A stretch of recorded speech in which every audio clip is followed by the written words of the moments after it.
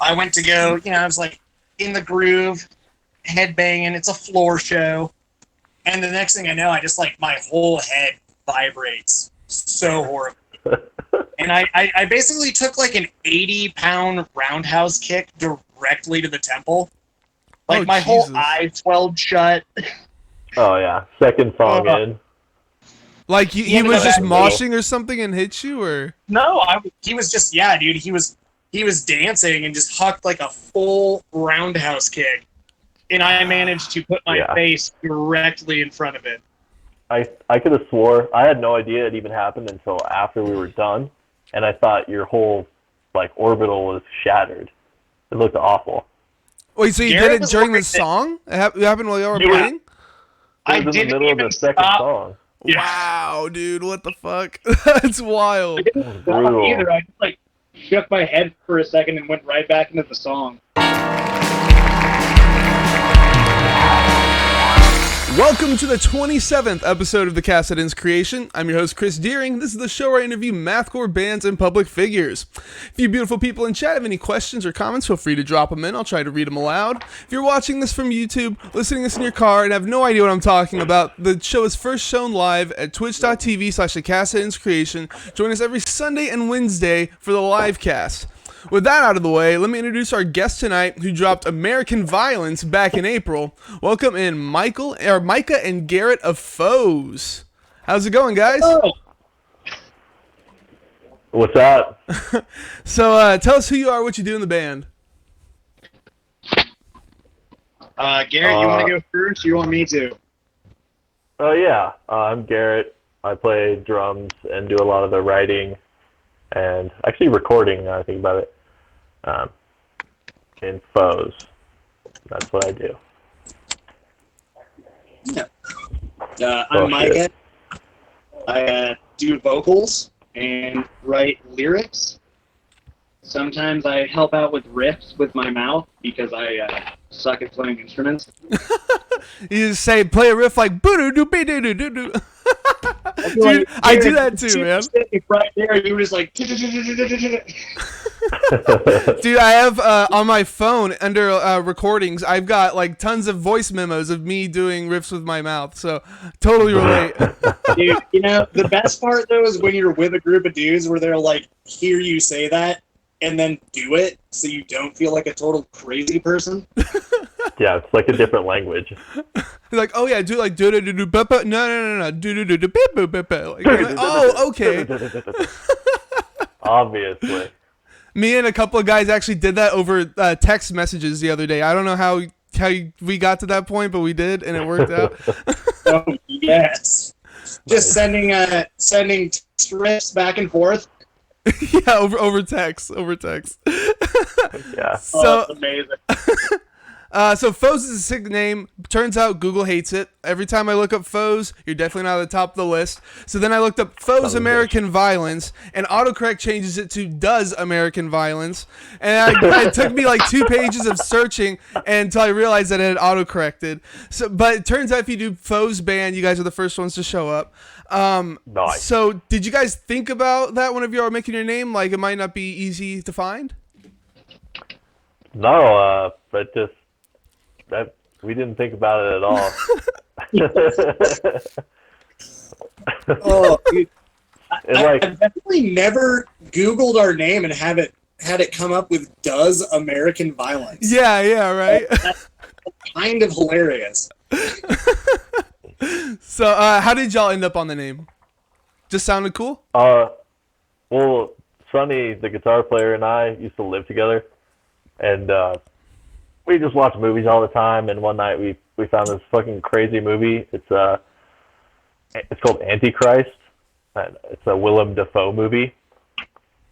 And we were like kind of writing stuff at the time, and we wanted to make some music like as jagged as Willem Dafoe's face looks in black and white. And so it was originally Project Dafoe.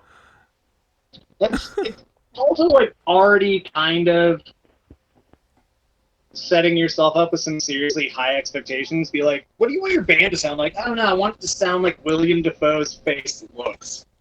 Yeah, exactly. And I think of him yelling "fuck" in Boondock Saints.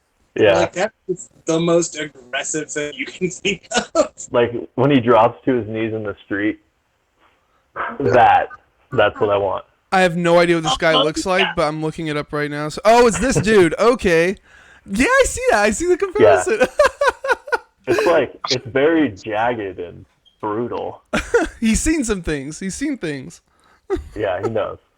So, you guys, well, so is this an album or an EP that you guys just dropped? How are y'all considering it? I'm gonna get her out of the bathtub. I would consider it an EP. Okay, I was kind of confused because your Bandcamp was talking about an album that y'all released, but I would have thought it was an EP. But then there's also bands like Daughters that release Canada songs like 10 minutes, or Sawtooth Kid and Cuddle Monster, it's like 15. So I didn't know if like y'all were trying to go that direction. So you guys dropped your debut. I guess it was an EP also back in 2010. I'm sure you guys have been around longer, but what's a brief history of the band? Basically, the guitar player Sonny and I started it in the garage, just kind of fucking around as a side project. We had like a weird technical black and grind band called Morgellon. Okay. And I like the genre right there, technical black and hardcore band or grindcore band. Yeah, it was a weird mix, but was rad. There's some shit out on like Spotify, but oh, it's like a real thing. You fucking... actually recorded shit. What was the name of it? Oh yeah, it's Morgellon. I like to call it Morgellon because it sounds Morgellon. Okay, I'm gonna have to look that up, man. Yeah, it's a good funky listen. There's some funny lyrics on it, and it's just nice and crazy. I just remember like hearing Morgellon and being like, it was just so you and Sonny as a thing. And I was just like, dude, this is insane. How the hell are they going to play this live? We only did it a couple of times, but it was fun. Yep. So it's like super technical? Yeah, it's like decent amount of technical. I wouldn't say it's like insane, but it's very rough. It's mostly like self-recorded, super raw, try hard stuff. So y'all started there, but then you got to FOES. How'd you end up with FOES? Sonny and I just kind of always like to do jamming, just him and I, and we were just always trying to grind out this weird sound, and it just started piecing itself together. There's another little EP on our Bandcamp called the Doom Room Sessions. And that's the first rendition of FOES with a previous singer. And then we kind of transformed that sound when we put out the Nod EP. Well, I guess the full length. Yeah. The Doom Room stuff was I would say way more like straightforward kind of beatdowny hardcore. Yeah, it was like we couldn't record the drums how we wanted to, so it was like Fruity Loops and replaced and mixed and stuff. So I was like, okay, sounded decent, and then Nod is much more raw and live recorded, so it's got a little bit more swing on it. Nod sounds really good, man. Like, I didn't get a chance to listen to your first one, but I really like Nod. Mm-hmm. Yeah, it's a little more grindy and stuff. The Doom Room is like more Cro-Magnon type of hardcore stuff. It's a little bit of blasting. So okay. Not as much. Well, I think with Nod too, like the recording process was a lot more unrefined for sure. Yeah. I mean, I was basically living in Southern Oregon and coming up once a month to do practice, and then we just one day recorded an entire album. Yep. As you do. So I don't know too much about like the grind scene. Honestly, bands that just blast beat the entire time kind of turn me off. So when I see somebody labeled as grind, I'm not super thrilled to check them out. But Yeah. you guys are great with like your grooves and stuff that you add in. I don't know a lot of bands to compare you to. The first one's like Pig Destroyer that comes to my head. But what would be? That is We a get that a lot. huge compliment. Okay, sweet. What would be your influences going into this? Oh man, There's a lot. Garrett, do you want to make the first attempt at naming influences?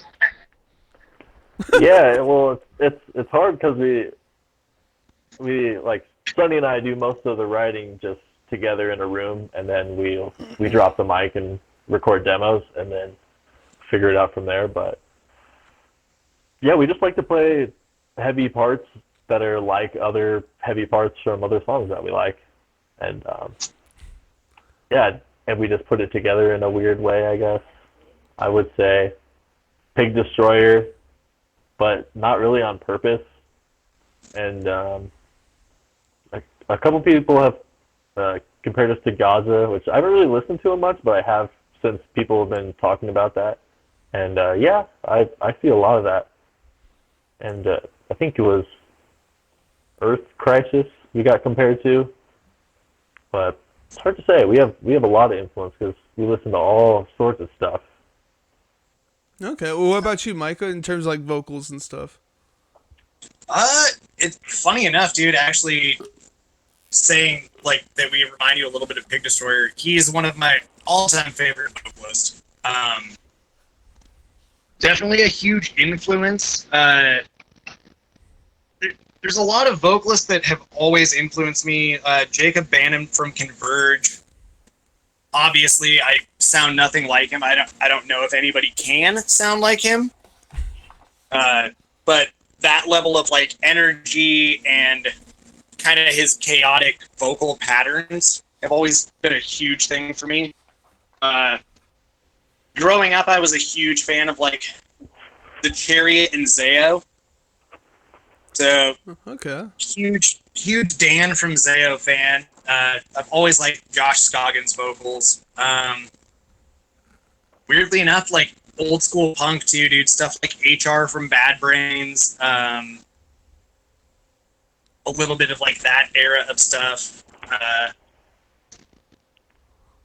Sometimes even like a little bit of hip hop influence. Like I am a huge ODB fan. I love like that aggressive, like in your face, but still on tempo, still there. But always trying to be like pinpointing that kind of aggressive style. Okay. But not abusing it, but trying to be there. So, do you do any attempts at rapping on any of the new material? No. As much as I can take influence from the hip hop world, I know that I can't actually do it. Oh, whatever. You did a good job. The last thing I need to do is butcher a perfectly good genre of music by attempting to do it myself. He did a good job. He's on the self-aggression track we were talking about a little bit earlier. He does a sick little East Coast style rapping on there. It's awesome. I definitely gave it like a little bit of like that East Coast hardcore vibe. I may have channeled into some early 17-year-old self listening to like Throwdown and Tear too much.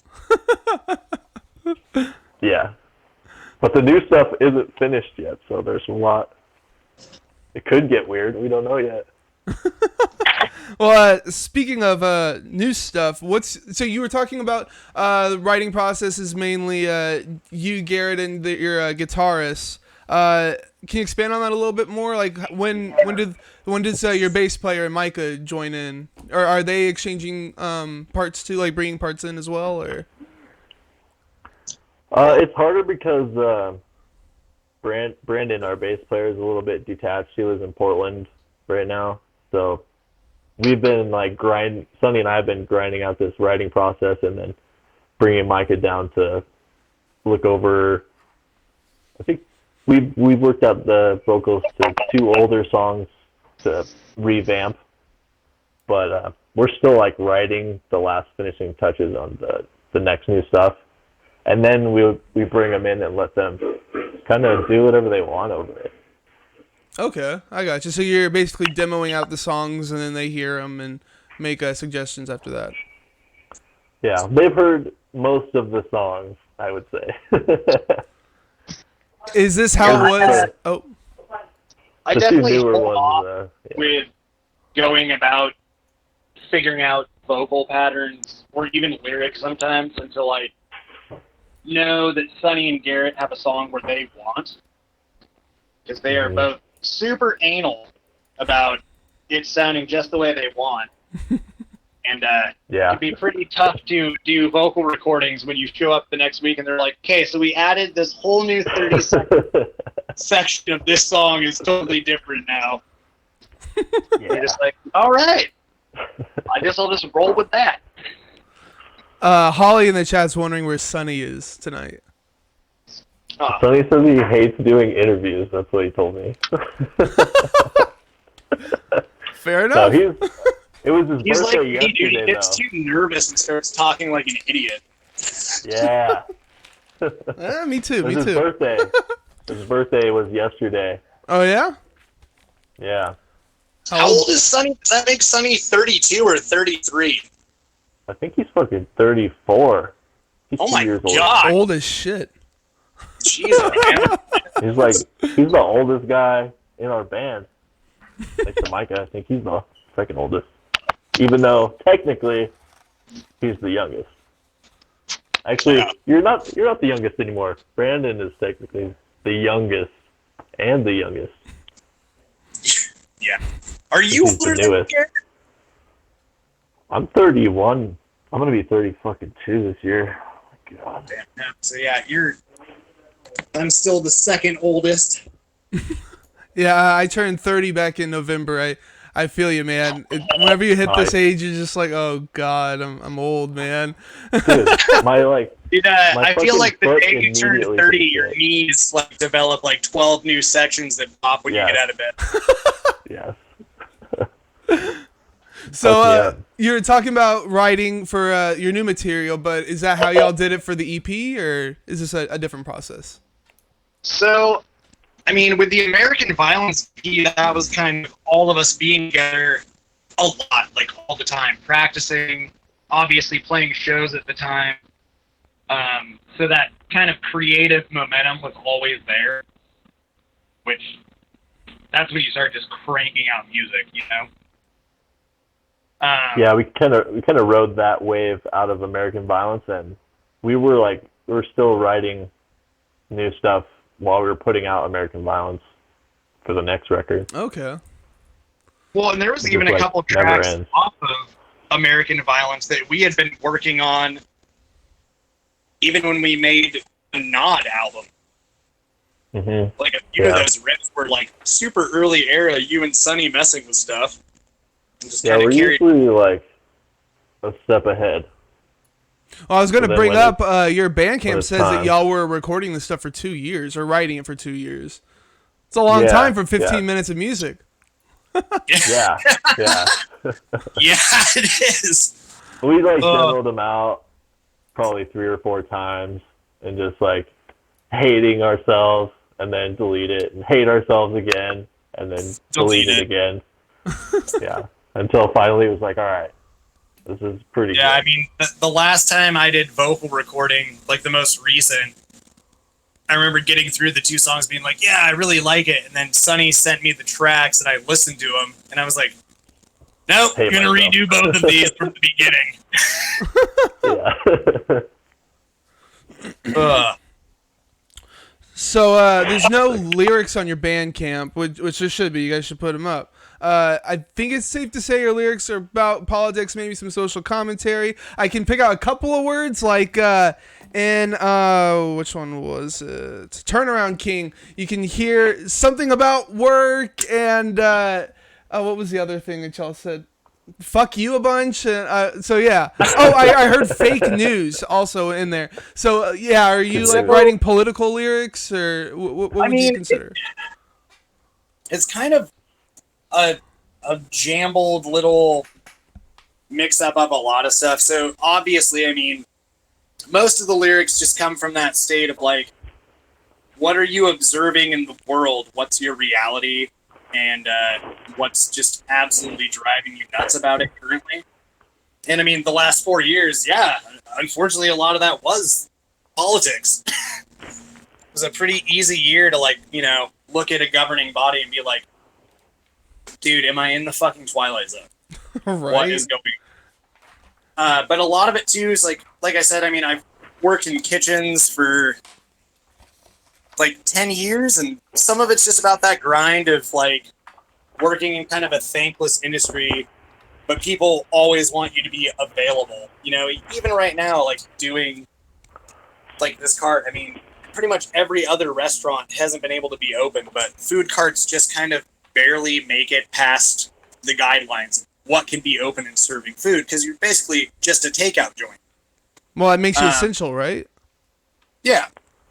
But it's just kind of like a lot of those lyrics are dealing with, I would say, the way I've come to view it is kind of like the entitled American who just thinks that everything should operate and function all the time. Like, people aren't people; they're just cogs to get you like what you need, what you want, when you want it. And if it doesn't work your way, then you're just pissed. And you deal with that a lot in the service industry. Yeah, it's pretty much on point, man. Yeah. I don't know if you noticed, but it got a little crazier over the past week or so. Yeah. Honestly, though, it's one of those things where you see it, and the part of you that should be concerned is that you're like not surprised by it. Right. You're like, oh yeah, totally. Yeah, this is exactly where this was going. Like, Yeah. This is anybody who saw that was probably like, yeah, man, called this in episode 1 of this season. So what's your favorite line in your lyrics? Oh man, I think one of my favorite lines is actually probably off the Nod album. Oh my god, and I'm trying to think of the actual song title, and it's totally blank in my head right now, but it's just a lyric that says, the human desire to be unfucked. Okay. Like, I feel like that's what most of us are doing in life, is just being like, oh, the world's pretty fucked up. I'm not totally all there, but I'm trying really hard to, you know, sustain happiness and make it through the end of the day. Holly in chat is saying that the human desire to just be like, dude, I just want to be okay. That's it. If I can get that, I'm going to be stoked. Holly in chat is saying that Second Impeachment is the name of hers and yours new street punk band. Is that is that Holly Garrett? Yeah. Yeah. Yes. That's One of my great- favorite experiences ever with Holly, discussing in a Beer. Yeah, song. your and phone's she was definitely like, crapped out. Hey, start from the beginning of that. Your phone crapped out. oh, sorry, dude. One of my favorite conversations with Holly is us leaving a little market, and she was like, I've always wanted to do like, you know, like a hardcore acoustic band. Like, do an acoustic song, but cover like really, really fucked up, sludgy songs. And at the same time, I was like, you've got to do Sex with a Stranger from Admiral Angry. And she was like, that's the one I've always wanted to do. And that's when I was like, this person will be my friend for life. So, Acoustic Admiral Angry. so where did you guys record this? We recorded it in our home studio. It's we rent out this storage unit in the business park of Sun River, which is like the little resort town. It's like 15 minutes south of Bend, Oregon, which is like the big city around here. And yeah, it's like right in the middle of the business park, so there's a gas station. Burger joint is like connected to our jam space. There's like weird thrift store, but we just roll up the fucking garage door, and then that's like where we jam, and we have a nice little computer and recording setup in there, and You got all we soundproof dubbed and it. everything? Yeah, more or less. For the Okay. most part.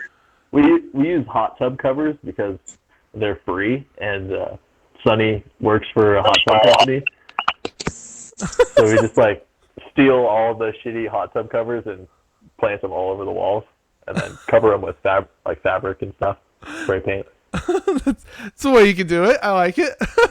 Yeah. So you guys actually did all the recording, but you sent it off to be mixed and mastered, right?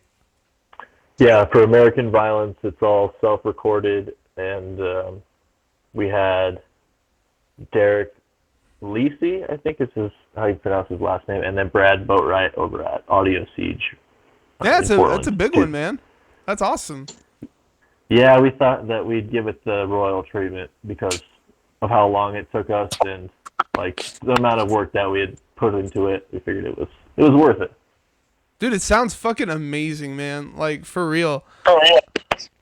I think the highlight for me on the album is the opening to what was it called again? Turnaround King. That's my favorite song from you guys. That opening where you're doing, I don't know what you're doing exactly with your feet or whatever, but the little I guess you call it a flan and then snare hit, and you're just like It's just like oh, it's so sick. Dude, it's so sick. Gets me pumped like hell, man. It's fucking awesome. such a weird robotic. The best parts about having Garrett for a drummer is he'll come up with some type of like crazy off-time math-core drum beat to something, but at the same time you're like, oh, it just feels like I'm a kid and I'm hearing punk music for the first time. Like, it's so perfect. Dude, exactly right. I think it's just because I'm not like really a drummer. I like more of a guitar player. That's Oh, really? You play usually guitar my too thing. then? Yeah, and then everybody else stopped playing drums or moved away, so I was like, yeah, fuck it. I guess I'll just play drums now. Dude, drummers are the hardest one to find, man. I know. Yeah. It's very true. I know, I always love that you picked like the Sucks. hardest instrument to figure out. Yeah, I've been doing it for a while. Like I played a little in high school in the band, so we're like shredding it up at football games and shit, but not like blast beats and stuff. No way. So you guys have some samples in your music. What's it from? I really want to know. That sounds awesome. So are you in the American Violence album or the Not album? American Violence. So in the American Violence album, it's this movie called My Dinner with Andre. My Dinner with Andre? I'm going to write this down. Is that what it My was? Dinner with Andre, and it's two New York theater guys, and one of them has never left New York. He's been living there forever, and has become super cynical towards the theater world. And then he goes to get dinner with his buddy, and it's literally a 2-hour movie of these guys sitting at a table talking with each other. Okay. And his other friend has been like traveling all over the world doing all this crazy, weird shit. And it's just them kind of talking about the current state of existence as a human. Okay. But, yeah, that whole section where he hands me a seed. This is a pine tree. Get out while you still can. Yeah, dude, that's so creepy, man. Like, you just get chills going up my my And, arms. and it's like, when he's talking about it, he's talking about the concept that human beings have developed to a point where they've actually built their own prison through economics, and that because they've built it with their own hands, they don't recognize that it's a prison, and therefore will never realize that they've trapped themselves in this endless cycle of money and power. It's a very, very dark but really good movie. Yeah, it's probably pretty inspiring for you, like lyric wise and shit too, huh? Yeah, I mean, it definitely, at the time for what we were writing about, it seemed super fitting. So, and it's just a great sound clip. It is. Jeez, it's really good. I can't believe I hadn't heard it before. it worked really well with the song and the whole vibe and everything of the album. Yeah. Hey, Micah, chat's saying that you're getting a little dizzy with you walking around so much. If you want to sit down for a Sorry. minute. It Sorry gets about that, really, guys. really hot inside the food cart, and I have all the windows closed right now, so I can hear Yes. everything. Like huffing hot dog smell. Oh yeah, dude, I'm just hot dog steam right now, all over. Nice. Hot box with the hot dog smell. Hot dog, hot box. Hell yeah, That sounds man. like a steak sauce mustache song. Dude, your art is amazing. The cover art. I love the whole collage thing. I actually do that with like my stuff too. It's really, I like the aesthetic of that. Who did that? Sonny and I did most of it, and then Micah came and joined us on a few nights. Just kind I of think I'm only there for like doing in the pieces. initial cutting out of magazine articles, and then you guys put it together over the course of like a week, probably. That thing came together really fast. We were like doing it in small pieces. So there was, if you look, I really want to do posters without the logo in the middle, eventually. But man, if you look in there, it's just like it just gets deeper and deeper with the crazy shit because there's like multiple pieces that we joined together to become one. And it is wild. It's like a porno. It's an old Buttman porno that we had from a couple bands ago. And What was it? the A National Geographic yeah, and from then like some the Cosmo. 80s. Yeah, Where'd y'all get the Just like magazines from? it's just the shit that we had lying around the house. Like the Buttman had been in our jam space for probably like 5 years. It's just I remember like seeing old that. crusty fucking porno from the Oh, God. jam space. And like we were like, we gotta get rid of this or do something with it, and we just chopped it to pieces. Well, I was gonna ask if there's any in jokes or anything in there we don't know about, but I guess there is from the porno happening. Dude, there is a giant dong. Like there's a couple giant dongs What? on the album cover for sure. Really? That's crazy, man. Yeah, like big bastards. So I know you guys like did your own art and stuff. You didn't like hire anybody to do any of this? No. We had Taylor kind of. He took the picture for us and then kind of did a little bit of digital editing and put the nice border around it, and then we slapped it on the front. That was it. Dude, that's we still sick, got it man. hanging up in the jam space. Dude, that's awesome. It's so like cheap to make, but it looks fucking amazing. Like so It turned good, out like better than I could expect. right? The Just from like the non-art- idea of like cutting out like magazines and stuff, you probably don't think it's gonna look super great, but it looks really good. Well, then all the not art, we literally just painted one night. Yeah, we got together and had a little group art paint session. Finger painting. Yeah, we were just Literally, going yeah. to town on it. I actually do think we finger painted a lot of the not album cover. Yeah, it's like try to make it look kind of adolescent and just chaotic, I guess. It turned out decent. And we have that one hanging up in the jam space too, so it's just cool to have all that stuff. Dude, that's It's like a tight. physical piece that Yeah. we can all look back on. For sure, man. You get that shit framed, you know? Mm-hmm. What's the reaction to the album been like? Pretty good. I don't think anybody has said it's like Yeah. total trash yet. No negative reviews yet, then. Overall, I would Nothing say too crazy. the response has been super positive. Mm-hmm. Dude, nice. There was that one guy who was like, not enough breakdowns. Really? But there's always going to be not enough breakdowns. Oh yeah, it was like no breakdowns. Sad face.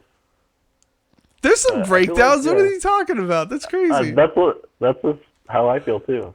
I think my favorite response to that too was like Sonny talking about the comment. He's like, somebody said there's not enough breakdowns. He's like, the whole fucking song's a breakdown. That's what I thought. 'Cause usually our songs are pretty groovy, and most people interpret grooves as breakdowns. So that's what I Maybe think. we're just getting old. We don't know what breakdowns are nowadays. Right. I don't- Back in my day, you had to hit the China 4 times Back in before it my got to the day. breakdown.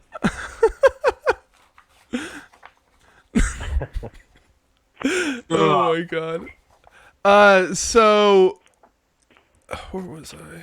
I totally lost my place. So yeah, you guys got signed to Glacial. Is it Glacial Records? Was that it? Glacial Recordings? Glacier, yeah. Glacier, yeah. Glacier Recordings. How'd y'all end up hooking up with them? He just like hit us up out of nowhere after we did a little Cali run with Farouk, which is they're on Glacier as well. There's only two other bands on Glacier. It's Glacier Eater, which is the label head's band, and then Farouk, which is the best band ever. Go listen to them. And we did a sick run around Cali, and yeah, Keith is the label head's name, and he contacted us kind of just out of nowhere. You know, we'd never met him or anything, and he like brought us a sweet little deal because we're kind of shopping just locally, and yeah, he's just a cool dude. So pulled the trigger on that. That's tight, man. It's cool that somebody's like willing to like invest in you guys. You know, like you get that feeling of accomplishment. Like, oh my god, I actually did a thing. It was crazy. Like, holy shit, somebody wants to like produce something with us, because we've been like in and out of bands for the last fucking 10 plus years, so we're never really expecting anything like that. We just like to jam. It kind of feels like you made it in a way, right? Like you aren't super huge, but like, it feels like you hit that's the enough next for step. me, for sure. Remember the first time I like actually held one of our records, and like my buddy had bought one. He was like, "Let's listen to your record," and I was like, "This feels so weird." Right. Like, it's definitely. I never thought that would be something that I would have in my life. You're like, "Oh, dude, I'm on wax screaming at stuff. That's crazy." It's pretty cool. So Daniel from Peru said it was his fault that we got signed. So. Thanks. Oh, is that who that is? Okay. I was wondering if that was someone that you knew. Okay, that's sick. Daniel admitted to me the other night that sometimes he does indeed cry watching wrestling matches. Yeah, I could see that. But wrestling now is like, I feel like it's even better than it used to be. I never really got into wrestling. Oh, dude, wrestling. Good stuff. Garrett, I had no idea you were into wrestling. Oh, dude, me and my cousin used to fucking beat the shit out of each other while we're watching Stone Cold and stuff. It was awesome. Dude. What's it like going from like the moment when you think that it's real as a kid to like knowing it's fake? I never thought it was fake, because when we would do the wrestling moves, we'd get the shit beat out of each other. It was brutal. Yeah, because if you're not doing it right, you can probably get yourself hurt. Yeah, there's a high chance we were not doing it right, but it was still fun. I still can't figure out how to do a Kamehameha wave. That's like the only actual light bulb. Just once. I want to go Super Saiyan. So y'all did a music video. What was it like recording that? The one for Turnaround? Yeah. That was a super fun little video shoot.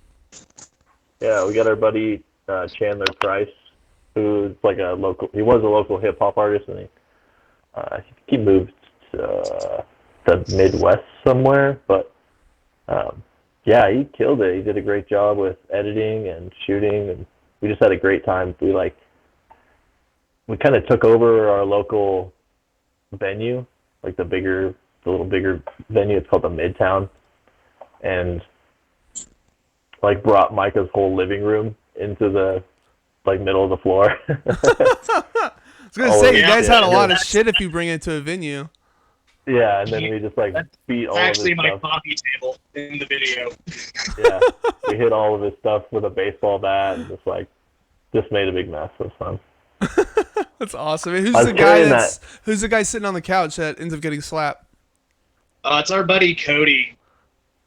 Super nice Cody. dude. He's actually he he drives for like a food delivery company here in town. So every now and then I see him at work. Do you give him a good old slap whenever you see him? No, I actually was not the one to slap or Cody. I think that was our bass player's wife. Yeah, it was. Yeah, I think it was. I still feel bad for that Chinese food. Throwing it in his remember, lap. Yeah. If you watch that little part, you can see him fucking do a little bit of a smile at the end of there. I was wondering. I was thinking that I saw a little one creeping Yeah. up. It was so hard to do it without laughing. There was definitely like a few scenes with Cody where while filming it, like we had to redo it just because one of us would start busting up laughing. It's like I think he ended up getting slapped in the face like 9 times. Yeah, I think so. He's like, bro, I can't keep doing this. Like, stop laughing, man. That's awesome. It didn't sound right. Yeah, even though like never used any sound clips from the video, got his ass. Yeah, I actually had like the one on the right on the first shot. You got it perfect, and you just had him redo it constantly just because you could keep slapping him. We're gonna need a couple more of those just for post editing and post. That's awesome. So you guys play a lot of shows. What's the best show you guys have played? Oh man, That's a tough one. I think the one at the house that we played last. Yeah, I would say honestly, like the highlight of pretty shows was that super fun little house show we did. It was like a dirty old house, like right next to a bum camp, and dude, it was awesome. Popped off. Damn, that's crazy. Packed. Being next to like a what now? What would you call it again? A bum camp? Yeah, it was like a tent town at the northern end of Bend. Damn, dude, that's I crazy. think they like got pushed out of there, but it's a crazy. The whole COVID thing pushed the homeless people even further out, and they tore that whole camp down. But there's this like raggedy old house that some other local bands in town live out of, rent, and they throw shows in there. So Nice. threw it down. It was awesome. There's a little bit. I think there's a live clip somewhere on Facebook or something like that. And this old dude, James, was sitting right in front of my cymbal like the whole time, my biggest one. And I was just crushing it into his ear, but he was filming us the whole time. He did a great job. The older Ear guy? just bleeding the whole time. He must have been, I think he's 70 something. Damn, dude. Yeah, no, that's James. He goes to like literally every single musical event in Bend. Doesn't matter what kind of music. So like you'll see him at like a folk singer thing at like a coffee bar, and then he'll also just like randomly show up to your degenerate house show grind thing. You're like, yeah, dude, this guy's awesome. That's crazy, man. That's tight. This is an old guy going to shows. I fucking dig really, it. really loves music. Yeah, he does. Well, that's awesome. So, what's your worst show been? Probably a Walla Walla when we first went up to Washington. We played this like the VA hall. There was like no sound, and Sonny, he started playing and he couldn't hear, and then he stopped, and then we got booed. Yeah. Some dude like booed us, and I've never seen Sonny like react that angrily towards somebody. I just remember Sonny like literally like shut the fuck up. And I was like, oh damn, dude, Sonny's dead. And then we kicked right into the whole set, and we played it pretty good. I felt like we crushed it out, but he couldn't hear anything apparently, and I can't hear shit. I'm just fucking going. Yeah. And I guess we did all right. Some people were like, yeah, it was sick, good, you know? And we were just like, I feel like trash. This was the worst show we ever played. And then we stayed up all night trying to sleep, sitting upright in the fucking Tacoma. It was awful. Because we tour in a Tacoma truck. That was not a good night of sleep. Oh, it was brutal. Well, if that's I your remember- worst one, like shit, man, you guys have been having it pretty good then. Yeah, but it's overall been really good. Except when Micah got kicked in the face that one time. That was What? bad. That was a sick show, though. happened? We played at this. It was actually one of my favorite shows we've played. We played at this little dive bar. Was that I think in Kennewick, Washington? Yeah. Like it's this a bar 10 is half. like all the regulars are dudes who work in like a mill there. So there's like hard hats everywhere. Super like not a place, people who look like us would go. Hey, Bill, Right. is this not too small? Yeah. But We thought it was going to be a it was just interesting. I remember like I walked up and they were like, "Oh, are you guys in one of the bands?" We're like, "Yeah." And they give us a $50 bar tab, which I was like, "That seems really excessive." Like for you to And they- spend Yeah. $50, dude, that's pretty sick. Yeah. Well, no, but it's like I don't think I've ever played a show where somebody was like, "Here's a $50 bar tab." It's like usually like, "Here's a ticket for a beer," Yeah. Yeah. And the funny part is nobody else in the band really drinks, so I was just drinking 40s of Pabst all night because they had 40s at the bar. And Oh, midway dude, through yeah. our They're set, like $5.40s. I went to go, I was like in the groove, headbanging. It's a floor show. And the next thing I know, I just like my whole head vibrates so horribly. And I basically took like an 80-pound roundhouse kick directly to the temple. Like Oh, my whole Jesus. eye swelled shut. Oh, yeah. Second song Oh. in. Like he ended was up just at- moshing or something and hit you, or No, he was just dude. He was dancing and just hucked like a full roundhouse kick, and I managed to put my Yeah. face directly in front of it. I could have swore, I had no idea it even happened until after we were done, and I thought your whole, like, orbital was shattered. It looked awful. wait, so you Garrett did it was during the like that- song? It happened while y'all were Yeah. playing? It I was in the didn't middle of even the second stop. song. Yeah. Wow, dude, what the fuck? That's wild. Brutal. Either I just like shook my head for a second and went right back into the song. Jesus Christ, man. What Yeah. did the guy like? What was his reaction? Like, he's just like, He's oh a shit. friend. This guy Adam. He actually he took a picture with me later, like I was a prize deer that he had taken out. Yeah, the picture is priceless. That's great. There's Yeah. a picture of you after you got kicked. Yeah, he looks like a hunter standing next to a deer he just fucking shot. Like he looked like a trophy hunter next to like Yeah. some type of legendary animal in a video game. Yeah. Taylor from Steak Sauce is in the chat. He says that your eye was concave from the swelling. We thought your skull was crushed. Jesus Christ. Yeah. The funny part too was Yucky. the show we played the next night. We got there like pretty early. I think we were one of the first bands to get to the venue, and I ended up meeting the dude who owned the venue. This guy Andy and his wife Angel. They own a really cool little like DIY punk venue where they put on a ton of shows. But I remember later talking to The the dude Chuck! staying at his house, and him and I ended up like just chilling and listening to Power Trip for like 3 hours. But he was like, "Yeah, dude, it was weird when you first came up to the window. I was like, oh, dude, these guys look like bad news." Because of course I have like a giant swollen face. It looks like I got in a fist fight the night before. And he's like, "Turns out you're like the nicest dude in the band." Like, yeah, I just happened to get kicked in the face super hard. So, how have you guys been doing during COVID?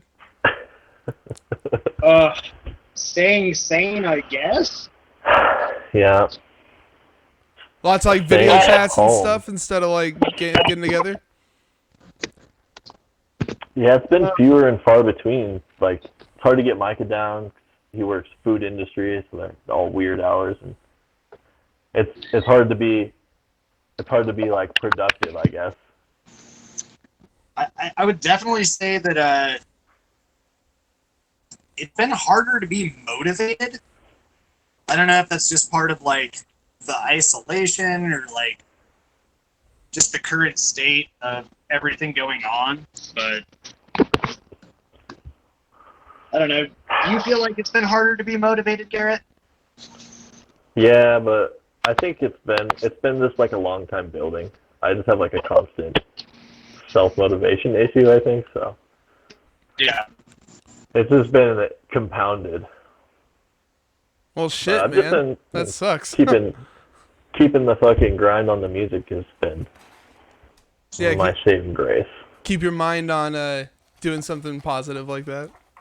Exactly. Yeah, for sure. Hell yeah, man. Tay was saying that Micah got pissed when they asked him if he was all right. He responded, "Why the hell does everyone keep asking me that?" Maybe because your face is swollen and it looks like your orbital socket's caved in. Yeah, it was brutal. So we have a question we ask everybody here, and Micah's probably in a unique position to answer it really well. How do you dress your hot dogs? Ooh. I mean, it depends on which dog you get. My personal favorite, every now and then, like, obviously, working in a hot dog cart, I don't often crave hot dogs. Yeah, Okay. makes sense. But when I do, dude, chili cheese dog, bunch of onions, jalapenos, barbecue sauce, and you gotta spread a fuck ton of cream cheese on the bun. Fully Really, fucking cream loaded. cheese? I would have never, It's thought of amazing. that. Well, it's like the whole thing started because we have a hot dog called the Seattle dog, which is like a super prominent thing. It's like grilled onions, grilled peppers, and cream cheese. It's like a super common like street style dog in Seattle. And then one day this girl ordered it and then was like, "Will you add chili to that?" And I was like, "Damn, dude, cream cheese and chili. I wonder if that's good." Turns out it's fucking delicious. I'll take your word for it, man. You gotta try it. Do it at home one day. Just cream cheese up that hot dog bun, chili, Cream up those cheese, buns. onions, jalapenos, and some barbecue sauce. That sounds awful. I know. It looks awful too. Like, it's one of those things where you look at it and you're like, why am I putting this in my body? But you do it. You just do it. What about you, Garrett? I just like ketchup on a hot dog. Okay, Kinda basic. simple man. I like it. I like it. Holly Yeah, says that simple made. Micah's hot dog is 43% dog. The math core number? 43% dog? Ooh, a butter dog.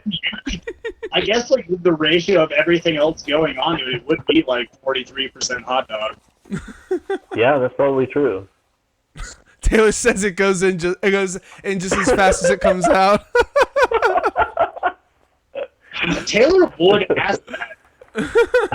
Taylor would be the one to make the most awkward question available. So, Garrett plays in another project, Self-Aggression. You want to tell us a little bit about that? Yeah, I play with. He's actually another Micah. But yeah, he just got like bored and frustrated during the quarantine, and it was like March and April, and we decided that we were gonna just write some shit. And he came with most of the guitars written, and I just showed up and get like drum tracks. I didn't really study it or anything, so it's just live and raw, kind of the same way Nod from FOES was. But it turned out pretty good. It's like bouncy, little power violence, like it's bopping. It's a bop city, I would say. Alrighty, you guys got like music out on the internet and stuff? Yeah, there's it's up on the Bandcamp, Self-Aggression. There's little cute pink tapes. There's shirts. Oh, you guys have like an Yeah, album great. out. Yeah, they've got it started. Yeah. It's up on Spotify and Apple Music, shit. all that It's shit. funny. It's up there. Micah, the other Micah, who invited Garrett in on the Self-Aggression thing, he was just like, I've got all these songs, we're going to record an album, and then I'm going to move. Yeah, now he's over at the coast working it up. Alrighty, so you guys like? Well, I guess you don't now, but did y'all play shows and stuff under that, or is it just like a studio thing? Yeah, I haven't had a chance to because we started it, I think March and April, like as soon as Right the as the pandemic COVID, hit. yeah. Yeah. That sucks, man. Hopefully after this. So though. it was cool just to like get together with some bros because we had already been isolating for a while, and it was nice to we like all kind of had an agreement that we would be safe and get together and record a little quarantine album. It turned out pretty good. Well, sick, man. So for FOES, you guys got all kinds of different merch. You guys got a shirt with a bat and a skull on it, the bat skull shirt. I don't know what the hell that is, but it looks sick as shit. So that is actually a buddy of ours from up in Washington. No, that was the guy from No, Indonesia. that's our Indonesian buddy. Yeah, that's our buddy from Indonesia developed that one. It's like a weird bat snake bear thing. Yeah, crazy. The dreaded bat snake bear. He did a crazy good Similar job. to man bear pig, except it would never raid the Capitol. Nice. Nice. I believe it's the pig that makes him want to raid the Capitol, but Yeah. So. I think you're right about that one. you have an item called a body bag. I got excited when I read it, but it wasn't actually a body bag. Isn't that Yeah. just like a messenger bag?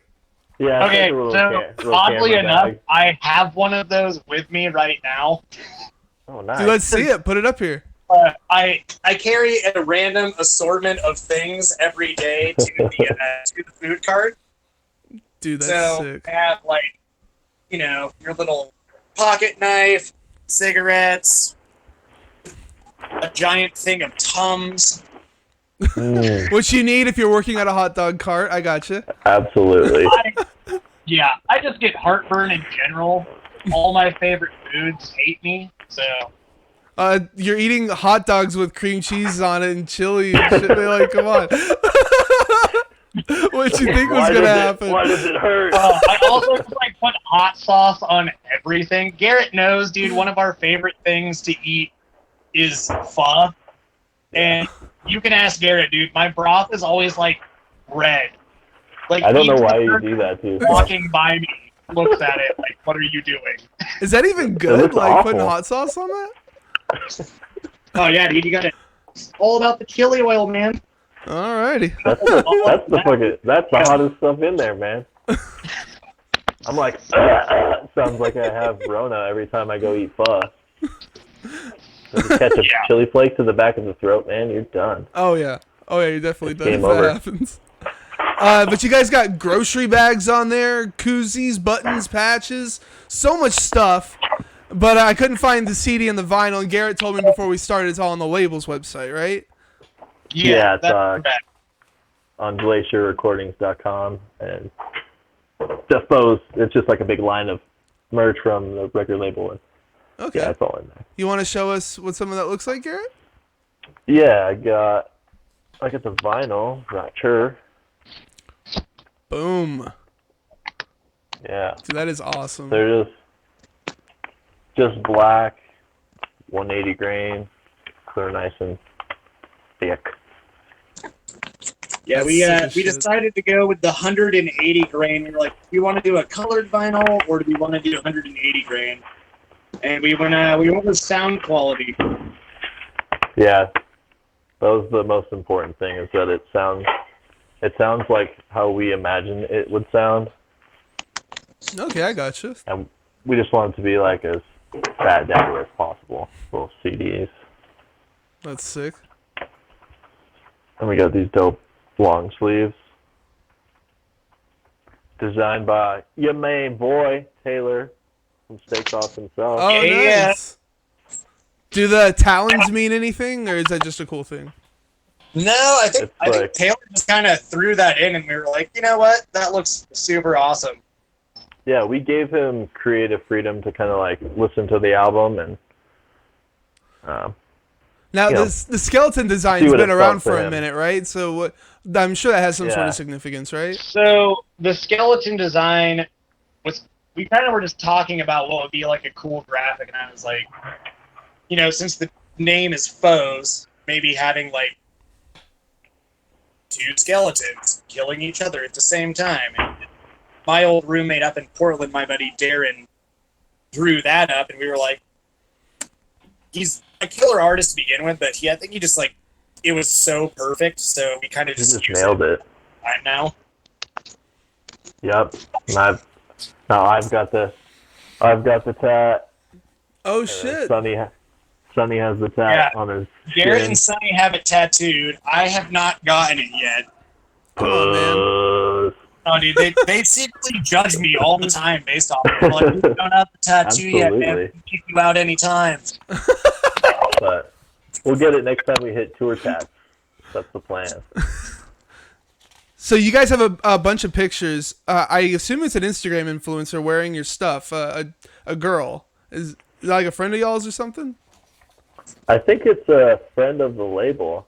There's a couple of ladies that have been repping our gear, and I think it's all, Glacier Records doing, because they're like across the whole U.S. Like, we're just simple folk over here. We don't really know shit. That's crazy, man. Does that like bring more people to your projects? Like, do more people listen to you guys because of those? I think some people are attracted to the pictures and stuff. I don't know if they listen, but at least they look at shit.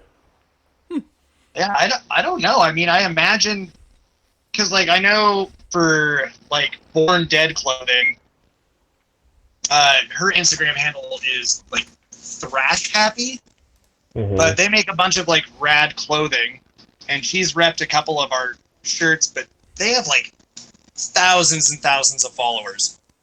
So I imagine that at least like a few people, when they see that, are like, "Oh, I'll check out this band." Yeah, and we've definitely seen like an influx of new Instagram followers after they post. Who knows if they stick around for long, but we've kind of just been gradually climbing. That's up interesting. I had never thought of that as like promotion or whatever, hiring influencers or whatever to wear your shirts and stuff. It's pretty interesting. Yeah, it was just kind of like a surprise. Like, whoop, one day, like some chicks had our merch across the country, and they were posting pictures. And boom, yeah, it was cool. Oh, that's cool, man. So what was the last album you guys listened to? Ooh. Yours. I just listened to it last night, actually, all the way through. Yeah, the new Summit Ends Creation for sure. Oh, thank you, appreciate it, man.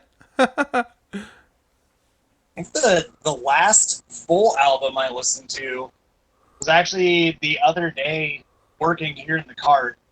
I got this weird itch to listen to Blacklisted for the first time in years.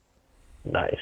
Because I loved their like first few albums, and then I listened to their most recent album all the way through, which is just so different from anything else they've done. It was actually like super sad and poppy in a weird way, but like good. Is that the people, when people go, people grow?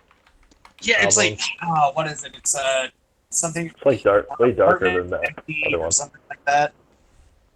That's good. I like that one. Yeah, it was actually really good. I was surprised. Oh, nice. Is that like it sounds like a hardcore band, right? I had never listened to them before. They were kind of more of like that southern hardcore vibe early on, and now like it's kind of in his vocal. I don't really know how to describe it actually. It's changed a lot over the years. I'll have to check them out, It's man. gotten a lot more like emotional in the last couple records. Sorry, the dude who works at the cart next to me just walked up and pushed his bare stomach on my window. Nice. Sounds cold. Yeah, dude, it's definitely like 40 degrees outside right now. So Yeah. Oh, dude, that reminded me of like, so going back to our jam space thing. There's like no insulation in our jam space, so it's pretty much as cold outside as it is inside. And that's where we do our best writing and recording, I think, is when we're absolutely miserable and freezing our asses off. Yep. So like midwinter, if it's 20 degrees outside, it might be 25 in the practice space. Yeah, we have like one tiny little heater blowing on Sonny while he's like trying to track guitars. So his hands don't freeze, so he can move his fingers. Yeah. Is that when y'all write like the best stuff because you're so upset at like how much it sucks being in there? So frustrating that you can't play the riff because your fucking fingers are so cold, or you can't finish the part because you're just, God damn it, so cold. What's your album of the year for 2020? Ooh.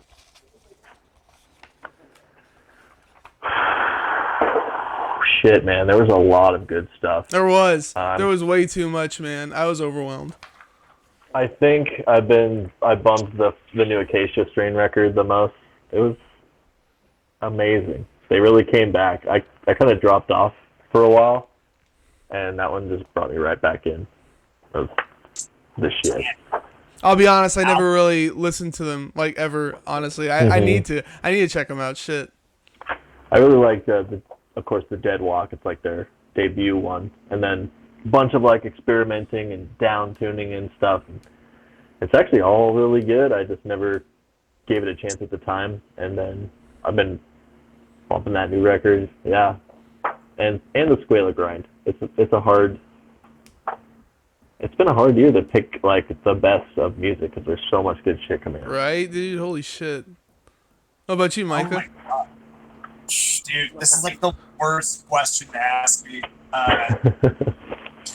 Mainly because I'm one of those stupid people who just continues to re-listen to old music over and over again and never pay attention to dates of when things are released. Best album of 2020.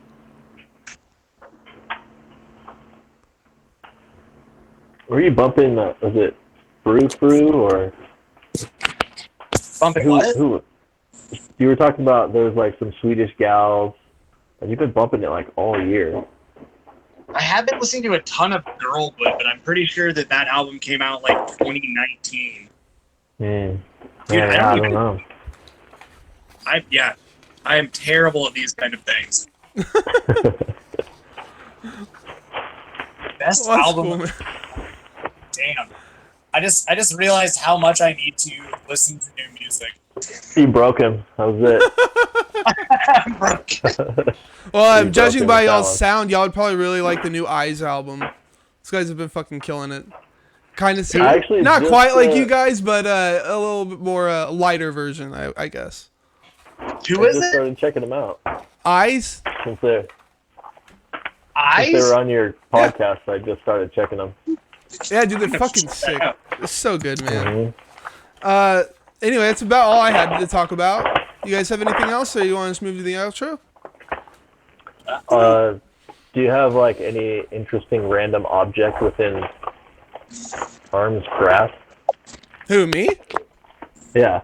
I don't know, man. Got a glass I had coffee in. I don't know, man. Some scissors.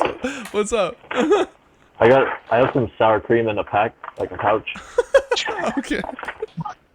They make sour cream in a pouch? I know, right?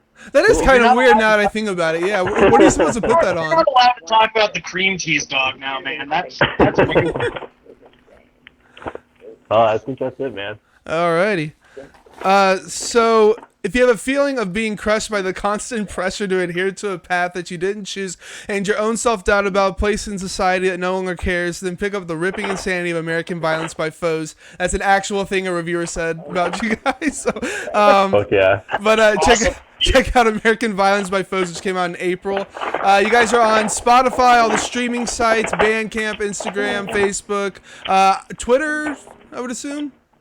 Yep, FOES for show on all. We have a Twitter? Yeah, we do actually. That's been the reaction of like half the bands that I talk to. There's like, wait, there's a Twitter? Yep. Any other social plugs that I'm missing? I think we have a YouTube, but it's like basically Ghost Town. Okay. I'm assuming that's FOES for show too, or what's that? is that FOES for show also? That's like the name FOES of it. FOES show on Alrighty. everything. As for me, drop my channel, follow so you always know when I go live. You can also sub to get access to the interviews before they hit YouTube and streaming services, as well as some exclusive emotes. And 2 of them didn't work, but that's okay. You can find me on Facebook, Instagram, Twitter, and YouTube. YouTube folks, if you like the video, please drop a like, tickle the notification bell. Don't forget to subscribe. It's a great way to support me for free. Check out my music, The Sound That Ends Creation, at thesoundthatendcreation.bandcamp.com. My next guests are the Mathy Boys from Zilf, hard mathcore band from the UK. Join us this Sunday, the 17th at 12 p.m. Central for the live cast at twitch.tv/thecastthatinscreation. And yeah, thank you guys for being here. Hope you all had some fun. Sweet, man. Oh yeah, it was fun. Hell yeah, and thank you. Being in a food cart the whole time. It's all good, man. And thank you guys for watching and listening.